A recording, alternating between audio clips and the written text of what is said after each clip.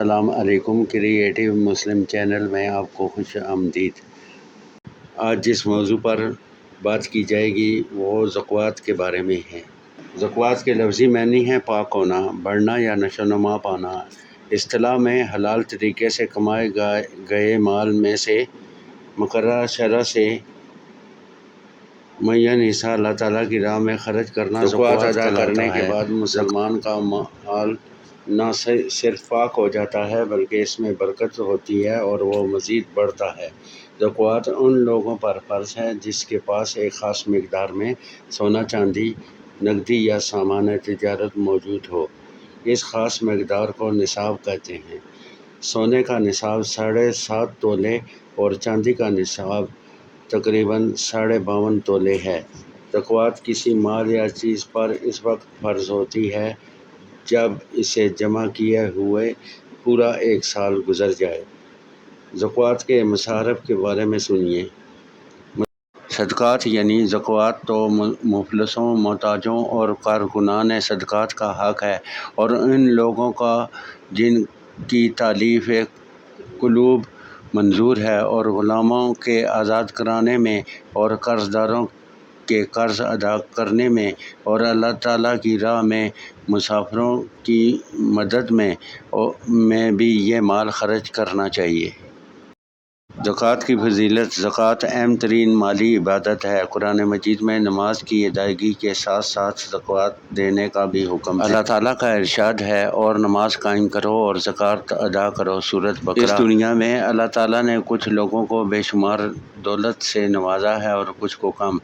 جس طرح زندگی اور موت اللہ تعالیٰ کے ہاتھ میں ہے، اسی طرح رزق بھی اللہ تعالیٰ کے ہاتھ میں ہے۔ وہ جسے چاہتا ہے عطا کرتا ہے اور جس سے چاہتا ہے روک لیتا ہے۔ زکوٰۃ کی ادائیگی اس بات کا اظہار بھی ہے کہ مال و دولت دراصل اللہ تعالیٰ کی دی ہوئی نعمت ہے، اس لیے اس کے حکم کے مطابق مسکین اور دوسرے مستحق لوگوں کو بھی اس میں حصہ دیا جائے۔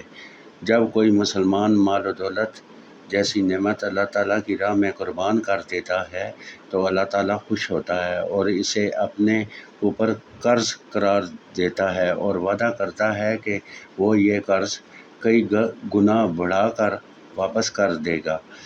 اسلام میں زکوٰۃ ادا کرنے کا بہت ثواب۔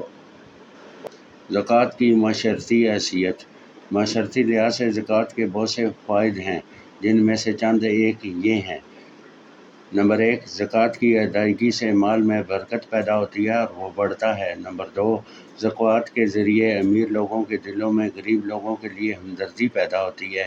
اس طرح غریبوں کے دلوں میں امیروں کے لیے احترام بڑھتا ہے اور جس سے باہمی محبت پیدا ہوتی ہے۔ نمبر 3، زکوٰۃ کی رقم سے قومی بہبود کے فلاحی کام مکمل ہوتے ہیں۔ نمبر 4، زکوٰۃ کی ادائیگی سے دلوں میں مال کا لالچ اور محبت کم ہو جاتی ہے اور اس کی جگہ اللہ تعالیٰ کے بندوں کی محبت پیدا ہو جاتی ہے۔ نمبر 5، زکوٰۃ کے نظام سے معاشرے کے پیچھے ہوئے طبقات اور محروم لوگوں کے دلوں کے اندر احساس محرومی ختم ہو جاتا ہے اور وہ خود کو معاشرے کا اہم فرد سمجھنے لگتے ہیں۔ نمبر 6، زکوٰۃ کے ذریعے معاشرے سے غربت و افلاس کا خاتمہ کیا جا سکتا ہے۔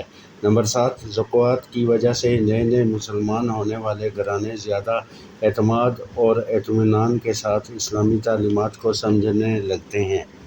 اسلام نے زکوٰۃ کی بدولت ایک سنہری معاشی نظام دیا ہے۔